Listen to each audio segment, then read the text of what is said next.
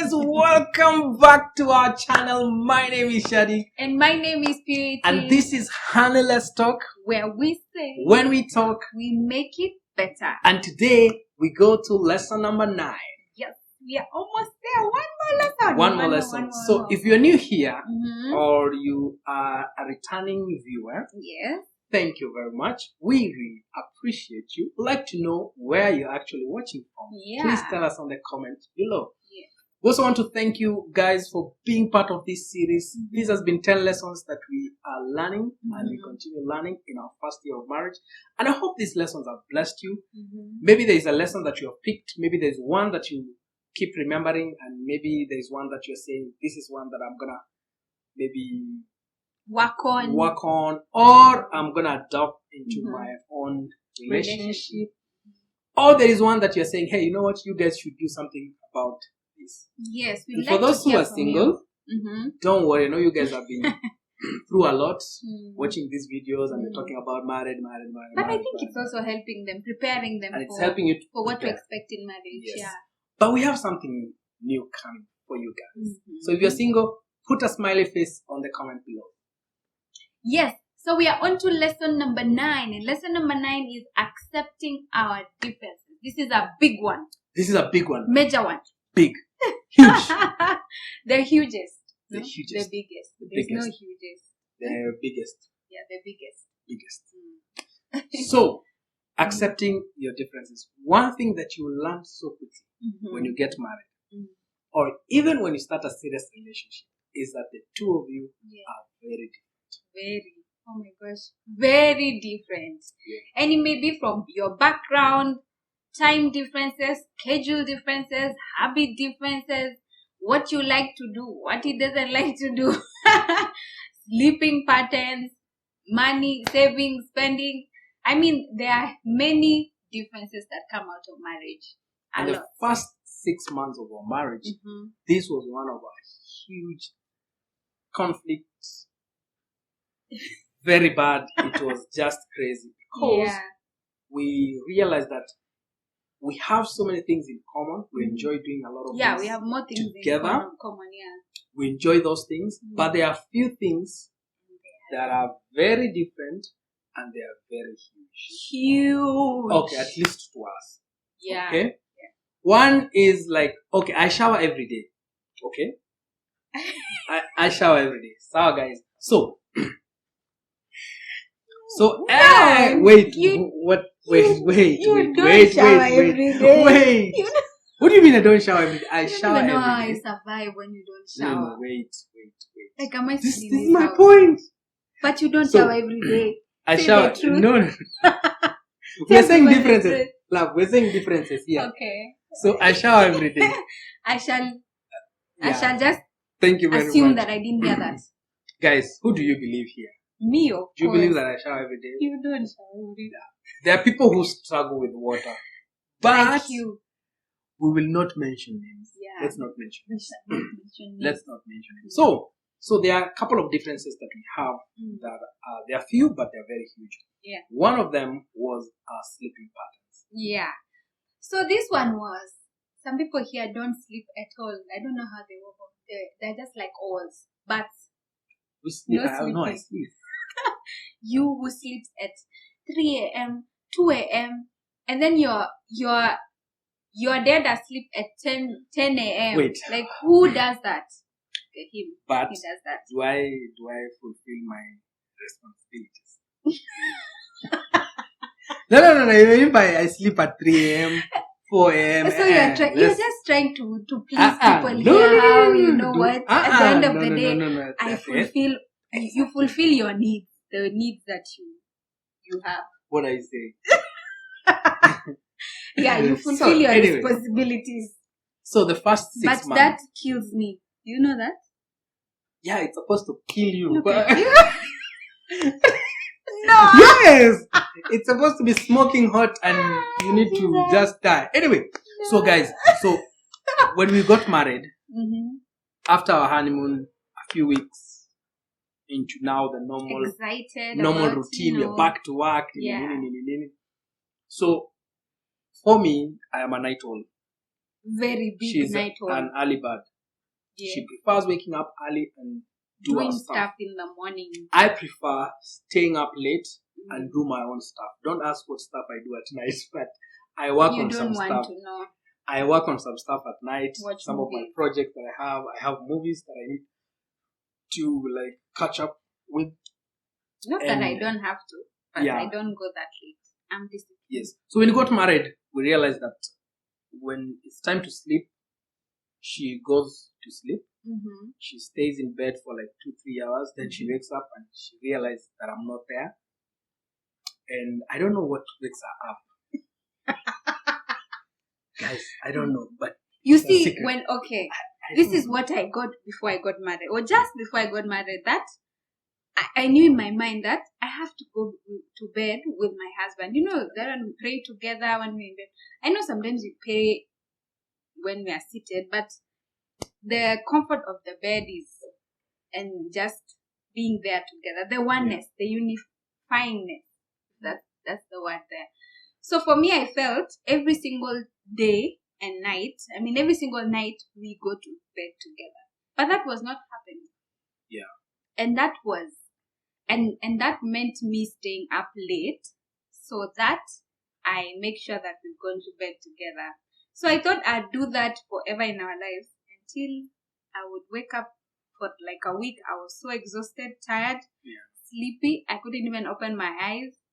And that affected me in concentrating in my work, focusing on the day. Like I was just beat. Yeah. Because of trying to get to his state and trying to do things also as he was doing, and I couldn't. I couldn't go on. Yeah, so that became an issue. It Yeah. became a huge conflict. We had to sit down, talk about it, and we decided that we are not gonna try and change the other person. To be like, so I don't want her to be like me. Yeah.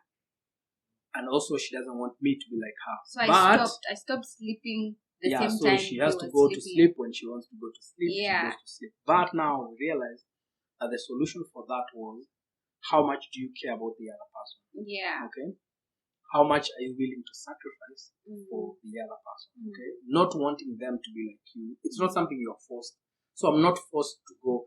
Okay, don't go to bed at around 11, 10. I can go to bed around 12. But I'm no longer now going to bed at 3, 4. Yeah. So there is a compromise somewhere. Yeah. Okay. So some of these things might be small things, but they might become a thorn in the flesh because they are consistent. But the thing that we learned is, what is it that the other person appreciates? So we do that. So there are times that she stays late with me. Yes. And there are times that I go to sleep early. Yes. So the second thing that we really struggled with was in the area of finances. Okay. For me, I shop when there is a need. Okay? You shop when there is for a need. emergency. I shop when there is a need. My wife here,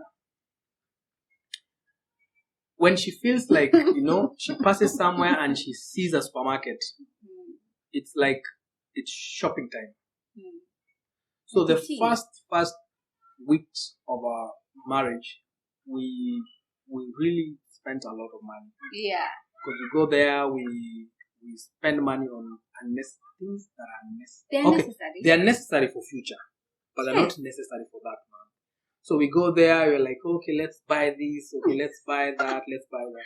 So after a few months, I realized every single time it became like a fight. Hey, you went and spent 20,000, 16,000, 15,000 on shopping. Shopping for what? And for the house. And for it became necessities for the house. A challenge. Then we had that conversation. We sat down and we agreed. Yeah. And this one now we had to agree that she can't go shopping alone. Okay. And if she's going shopping alone, she needs to have exact money, like cash. If it's 2,000, it's 2,000. Go spend it. Which was hard, very hard. Which is very hard for her. So every time that she wants to go to shopping, we have to go together. And it's even a fight even now. When you go to the supermarket, she wants to pick things. So my work is she picks, I remove it, put it somewhere else. So that it's still a struggle. It's still a place where we are still working on. But it has improved. It has improved. You Yes. have done a good job. Thank you very much. There are a lot of things. I don't know if it's Corona but it has improved. Yeah, No. it has improved this season. Even before this season. Yeah, before is last month. Used to go with a list. Making a you have list. to have a list. I'd say I've improved. Anyway, so there are some of the differences that you might have with your spouse. Maybe there are personality differences. Yeah. Maybe there are routine differences. Mm-hmm. But when now you get married and you love the other person, you Yeah. have to be willing to sacrifice some of the routine so that the two of you can start new routines. Mm. It's like if I used to a new culture, a new way of living. Exactly. For That's the right term. Yeah. A new culture. Mm. And culture is built by three things. One is values. What do you guys value? Okay. The second one is narratives. Mm-hmm. What is the story that you're telling? Mm-hmm. The other one is language. Yeah. What is the language that you're using?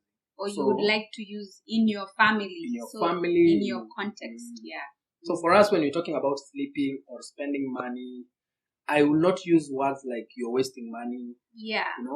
We just find new words to use because we're building a certain culture of how can we be good steward of our money. Yeah, something that maybe we need it, but it's for the future. But when we are at that moment, at that time that we are shopping, we need to ask ourselves, can we live without this so that we can save? Yes. And so out of these differences, we realize that one of the best ways that we can keep working on these differences and continue accepting who we are and who the differences that we have is through strengthening our friendship. Yeah. So one of the ways that we have learned on how to strengthen our friendship is to appreciate each other, appreciating the small wins, celebrating each other, celebrating the goals, the dreams that we have, celebrating what one of us does that was amazing and maybe it was such an effort and they put in, if it's for him, if as he said earlier, if he appreciates how I cook, then I feel more motivated to even try out new recipes, something like that. So that's one of the ways in which we have seen that has helped us really accept our differences and even learn more about who we are. So he gets to know who I am even when I get to know who he is even more. So sometimes if he goes up late and he's working on something, as we discussed about sleeping patterns, the next morning I would wake up, or during the day I'd say, I really appreciate the work that you put in that project that you did. And that goes a long way is in filling us up and knowing that, what, yes, we are different, but we love each other and we appreciate each other. Yeah. And the thing is, what you celebrate is repeated. Yes. What you celebrate is repeated. Yeah. What you celebrate is repeated. If I continue celebrating my wife for how she does maybe her hair, or how she cooks, or how she does her things, there is something in her that keeps on, because she wants to make me maybe happy. She continue doing and improving in that area. Yeah. But if I keep on criticizing her differences, then the cycle goes down and down and down. If I criticize the way maybe she dressed, it becomes a struggle for her every single time when she's dressing, because she's like, will he like it? Yeah. Will he appreciate this? But if I continue appreciating, it's even easy for me to give negative feedback, or feedback that is maybe things to improve. It's easy for me to bring things to improve because she knows that I continue appreciating her. So what you celebrate is repeated. Yes. The other thing that we've also learned of how to help you accept or help us, what helped us also appreciate and even accept our differences was admiring each other. Aww. So, so it may be such a small thing, Yes. For example, sometimes when we are... give a right now example. Okay. I admire. Okay, I admire. Stop making me blush. No, you're admiring. Stop smiling like that. Okay, I will not smile. Yeah. So I admire the fact that you really, really care about people in a very special way. That's one thing I admire about you. Yeah. And I also admire the fact that you tell me the truth and you say it with a lot of love. And that's one thing that I love about you and I admire. Yeah. So admiring each other, admire the things that your couple, as a couple, admire each other. Continue with that culture. Remember, we said it's culture. So culture, the three things we said: values, narratives and language. So the language you use, the narrative you use, the values that person has, because values is something that we cannot, we don't go anywhere communicating that the values. But even if I tell her how much I love her without me showing her and the narrative around it, it might just be something, it might just be words. Like I keep telling her, oh honey, I love you. And she's like, but the way you maybe treat me, or the way your narrative and your language is a bit off. So the culture is built with that. So we continue appreciating each other by admiring what the other person is doing. And this includes even admiring what they do at work. Yes. So maybe she has come back home, there's something that she was working on, I can just, and maybe she's stressed out, I can just say something like, hey honey, I really admire the fact that you're putting a lot of effort on this project, and I know that this thing will work out. And maybe that day it was rough and things didn't go as we planned. Now this brings us to the third thing that we do. Yes. Being interested in the other person's affair. Okay, not affair. Let's say other person's dreams and lives. Okay? Goals, aspirations. Like the example of what I was saying about her coming back home and there's something that she was working on. Yeah. I now get interested in, and I say something like, where do you need help? Where can I help? Is there something that I need to chip in? Where do you want me to? Can I help you out? Can you present it to me and I give you feedback? Something like that. So that she knows that even if no one around her is celebrating her, that I am actually celebrating her. Number one cheerleader. Yep. I am his number one cheerleader. The same as for me. I'll definitely make sure that I also ask him a lot of questions on, sometimes I think when you're in a relationship. Is it a question of about my affairs? No. Questions about what you are up to. Oh, okay. Probably in the day you had told me in the morning that you'd really like to connect with someone and maybe visit them. And I know for sure that was very important for you. So I'll come and ask you, how was the visit? How did it go? What did you discuss? Is there something that we need to pray about for this person? And that has really helped us to know that if I don't ask these questions, then they'll just be in my mind. And when this person says it without even me being interested or being present in it, it will be just a certain information that he's saying. So I'll just be like, okay, all right. But in the real sense, if I am leaning in and asking those questions, yes, I am leaning in. We move very fast. All right. So those, the process around now appreciating and creating that friendship is you're creating a mind map. Yeah, a love map. A love map that something is happening, that it's not just, you don't just tell someone you love them, that you create that, it's like a story. A road. Create that road. Yeah. So that somebody feel appreciated, someone feel loved. You will look back again later on, you'll be like, how far are you here? How far are you? Yeah. What is happening? Are you done? Exactly. So those are some of the things that you start working on in your own relationship. So when we talk about differences, this is the reality. You will have differences. All the time. And there are some relationships that have not been able to navigate differences. Yeah. And that is a huge place that you need to just figure out, how do we navigate.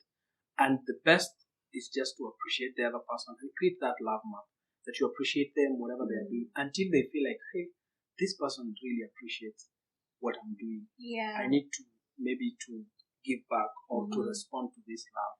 And they will end up maybe compromising or maybe changing their schedule or changing their time. Because every time my wife keeps appreciating the work that I'm doing, even sometimes I feel like, I need to go back. I know my wife will appreciate this, but I need to go to sleep early so that we can also appreciate each other. With the storytelling. Anyway, guys, that is what we are talking about. And our Yes. friendship has grown over the years. We've been friends for a while. 6 years. Yeah, so continue growing that friendship with your Yeah. wife, with your husband. If you're dating, this is a good place to continue cultivating. Build the friendship. It helps a lot. Cultivate. And remember, cultivating is work. It takes a lot. Cultivate your friendship. Yeah. So some of the things that we have learned in this lesson is this. Don't try to change the other person to be like you. Mm-hmm. And 2, what you celebrate is Repeat it. So keep celebrating it, and you will see them repeating and becoming better. And the last one is create a love. Create it every single day. It works perfect. It works perfect. Anyway, guys, thank you very much Yes. for joining us in this lesson. We'd like to know from you, what is it that has really inspired you these past few months? If you're married, what is it that you're celebrating about your husband, about your wife? If you're dating, what is it that you're looking forward that when you get married, that these are some of the things that you practice? Yes, and we'd like to hear from you for sure. You can comment down below. You can like this lesson, and of course subscribe. Make sure that you subscribe and share this to our friends. Yes, share. See you guys. See you in the next last video. Not last for this series. Yes, for this series, sorry. For this series, yeah. Another series is coming later on.